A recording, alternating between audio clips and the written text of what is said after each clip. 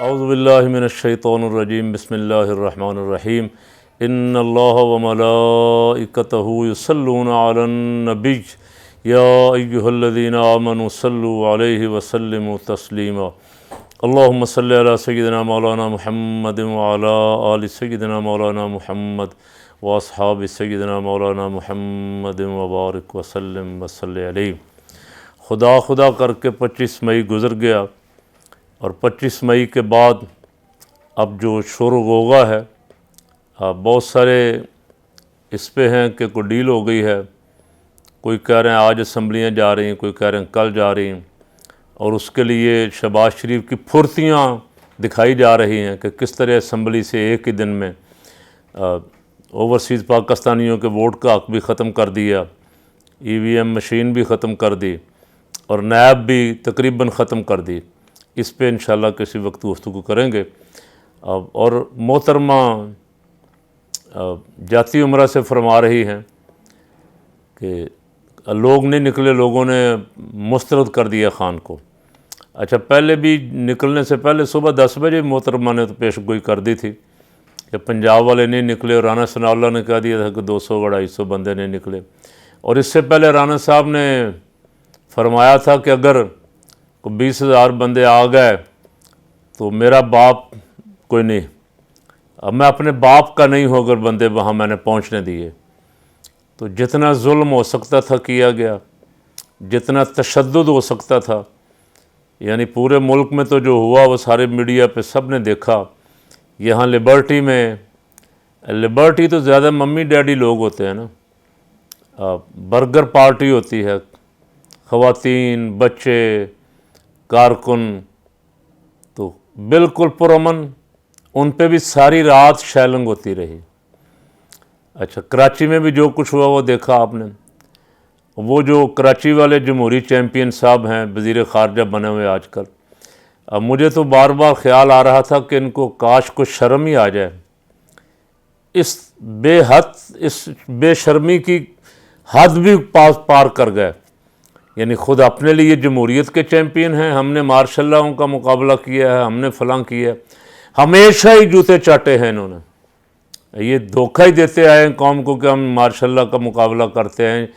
بے نظیر جب باہر سے آئی تھی اس وقت بھی ڈیل کر کے آئی تھی، بعد میں بھی ڈیل کی، 2-3 دفعہ وہ بھی اعلیٰ کار بنی، ادھر میاں صاحب بنتے تھے، ایک دوسرے کو گراتے رہے، جمہوریت کے چیمپئن بنتے رہے۔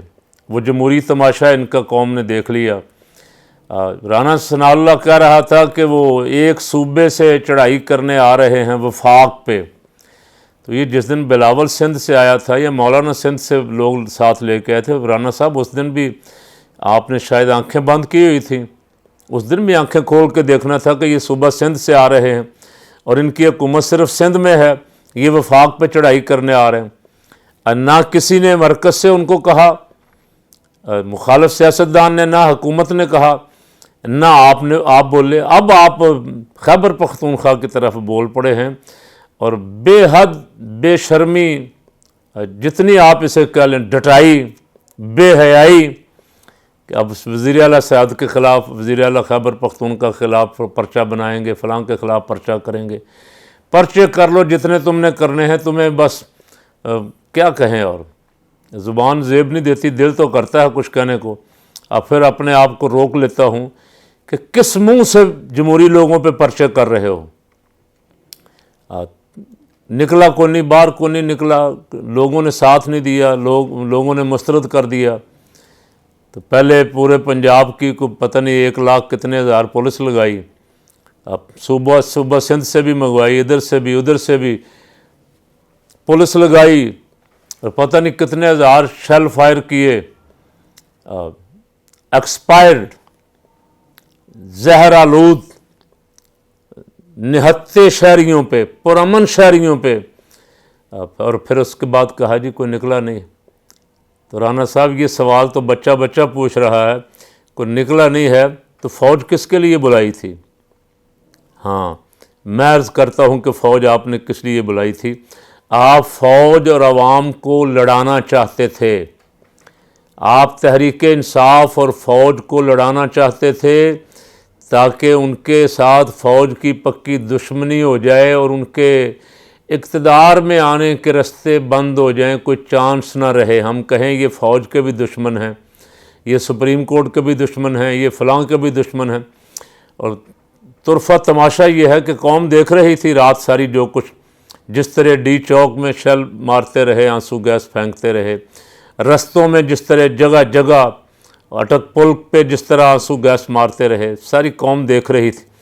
لیکن صبح اٹھ کے توہین عدالت کا مقدمہ لے کے حکومت کے خلاف، تحریک انصاف کے خلاف توہین عدالت کا مقدمہ لے کے پہنچ گئے۔ سبحان اللہ۔ سپریم کورٹ کا شکریہ کہ سپریم کورٹ نے ان کی سازش کو بھانپ لیا اور انہوں نے کہا کہ ہو سکتا ہے ہمارا میسج ان تک نہ پہنچا ہو۔ تو میں سپریم کورٹ کے محترم معزز جج صاحبان سے عرض کرتا ہوں کہ ان تک تو آپ نے کہا کہ پتہ نہیں میسج پہنچا کہ نہیں پہنچا لیڈرشپ تک، ان تک تو پہنچ گیا تھا، ان کو تو آپ نے کہہ دیا تھا رستے کھول دیں، یہ ان کا جمہوری حق ہے، انہیں استعمال کرنے دیں، پکڑ دھکڑ نہ کریں، کارکنوں کو ہراساں نہ کریں۔ یہاں ہائی کورٹ نے بھی کہا تھا، انہوں نے ابھی تک بندے نہیں چھوڑے۔ تو توہین عدالت تو لگتی تھی۔ سپریم کورٹ کے جج صاحبان، میرا اپنا اندازہ ہے، ایکٹیو ہیں الحمدللہ، اور یہ عدالتوں کے خلاف بھی اس وقت ایک بیانیہ بنا رہے ہیں، بکواس کر رہے ہیں کہ اور جو یہاں بٹھائی ہے، میں ان کے بارے میں کوئی لفظ نہیں کہتا، وہ روزانہ ججوں کے خلاف بیانیہ بنا رہی کہ ججوں نے ان پہ توہین عدالت کیوں نہیں لگائی، ججوں نے ان کو اجازت کیوں دی، ججوں نے پکڑ دھکڑ نہ کرنے کا ہمیں آرڈر کیوں دیا، بلکہ یہاں تک کہہ رہے ہیں کہ جج آ کے حکومت چلا لیں پھر اگر ججوں نے ایسا کرنا ہے تو۔ یعنی ہمیں مار کٹائی کی، دنگا فساد کی، خون بہانے کی کھلی آزادی ہونی چاہیے، جس طرح ہم نے ماڈل ٹاؤن میں منہاج القرآن کے کارکنوں کا، خواتین کا خون بہایا تھا، ہمیں کوئی پوچھنے والا نہ ہو۔ کاش ہماری عدلیہ اس وقت ان کو پکڑ لیتی اور فیصلہ کرتی جو آج تک الجھنوں میں پڑا ہوا ہے۔ اب پتہ نہیں کیا کیا الجھنیں پڑی ہوئی ہیں، وہ کسی طرف نہیں چل پا رہا، اور ان کو کھلی چھٹی مل گئی۔ ان کو پتہ ہے کہ ہمیں یہاں کو پکڑ نہیں سکتا، ہمیں یہاں کو کٹہرے میں لا نہیں سکتا، ہماری مرضی سے سارے فیصلے ہوں گے، اس لیے یہ پورے ملک میں پرامن لوگوں پہ شل مارتے رہے، آنسو گیس پھینکتے رہے، کتنے لوگ اس سے زخمی ہوئے ہیں، بہت سارے۔ میں تو حیران ہوا ہوں، کبھی ایسا نہیں دیکھا تھا۔ میں نے کہا تھا 2 دن پہلے کہ غریب مریں گے دونوں طرف سے۔ ادھر ایک پولیس والا کسی کے گھر میں گھسا، گھر میں رات کے وقت گھسنا کسی صورت بھی قانونی طور پہ جائز نہیں ہے، بغیر کسی وارنٹ کے۔ کوئی دہشت گرد تو نہیں تھے، صبح بھی پکڑ سکتے تھے آپ، وارنٹ دکھائیں، ان سے کہیں آپ کی گرفتاری کے آرڈر ہیں۔ دیواریں پھلانگ کے جب آپ علامہ اقبال کی بہو کے گھر داخل ہوئے، جسٹس ناصرہ اقبال کے گھر، اور ادھر ڈاکٹر یاسمین راشد کے ساتھ آپ نے جو کچھ کیا، پہلے رات حماد اظہر کے گھر اور اس کے بعد صبح ان کے پرامن مارچ میں جاتے ہوئے جو کچھ آپ نے کیا، ساری قوم نے اپنی آنکھوں سے دیکھا ہے۔ کاش کوئی عدالت ان کو کٹہرے میں بلائے اور اس کا تو کم از کم حساب لے۔ اگر ان کو کھلی چھٹی دے دی گئی اور کسی نے نہ پوچھا ان کو کہ یہ جو ہزاروں شیل مارے ہیں پرامن شہریوں پہ، یہ کوئی ہنگامہ کر رہے تھے۔ میں نے ذمہ دار آدمیوں کو کہتے ہوئے سنا کہ درختوں کو آگ بھی انہوں نے خود لگوائی، یا ان کے آنسو گیس کے شیل پھینکنے کی وجہ سے لگی، اور جس میٹرو اسٹیشن کا یہ واویلا کر رہے ہیں اسے کوئی آگ نہیں لگی، نہ کسی نے آگ لگائی، نہ کسی کو آگ لگی۔ اس پہ ایف آئی آریں کٹوا رہے ہیں قومی لیڈروں کے خلاف۔ تو میں آج کے کلپ میں تو اتنا ہی کہوں گا کہ عدلیہ جس طرح کھلی آنکھوں کے ساتھ دیکھ رہی ہے، جس نے وائلیشن کی ہے اس کا حساب کتاب ہونا چاہیے اور ان کو کٹہرے میں لانا چاہیے۔ اگر آپ ان کو کٹہرے میں نہیں لائیں گے تو ان کے حوصلے اور بڑھیں گے۔ یہ جتنے دن ہیں یہ ملک میں خون خرابہ کریں گے، یہ فساد پھیلائیں گے۔ یہ فساد پھیلانا اس لیے چاہتے ہیں کہ کسی طرح ایمرجنسی لگ جائے، مارشل لا آ جائے اور ہمیں تحفظ مل جائے۔ بس کوئی ایسی حکومت نہ آ جائے جو ہمیں کٹہرے میں لائے، جو ہمارے حساب کتاب کرے، جو ہماری منی لانڈرنگ، ہماری منشیات کے حساب کتاب ہم سے پوچھے۔ اب مرضی کے کو لوگ آ جائیں تاکہ ہم ان کی چھتری تلے اپنی سیاست کرتے رہیں۔ تو عدالتیں الحمدللہ اللہ کا لاکھ لاکھ شکر ہے، پاکستان کی عدالتوں نے جس طرح ان کے کیسوں کے خلاف FIA کے کیسوں کے خلاف ایکشن لیا اور اس دھرنے پہ بھی اجازت دینے کا ایکشن لیا، اس کی خلاف ورزی کرنے کا کہ ابھی تک کارکن بھی نہیں چھوڑے، مقدمات اسی طرح موجود ہیں، اور ساری رات شیلنگ تو ساری دنیا دیکھتی رہی، ساری دنیا کا میڈیا دکھاتا رہا کس طرح یہ ڈی چوک پہ بھی شیلنگ کرتے رہے، ادھر ادھر بھی۔ لبرٹی چوک کوئی ریڈ ایریا تو نہیں تھا، لبرٹی چوک ریڈ ایریا نہیں تھا، کراچی چورنگی کوئی ریڈ ایریا نہیں تھا جہاں گولیاں چلائیں آپ نے۔ ان جمہوریت کے دعوے داروں کو کچھ شرم آنی چاہیے جمہوریت کا نام لیتے ہوئے، اور عوام سے بھی کہتا ہوں جاگ جاؤ، اس جمہوریت کے نام پہ کب تک بیوقوف بنے رہو گے؟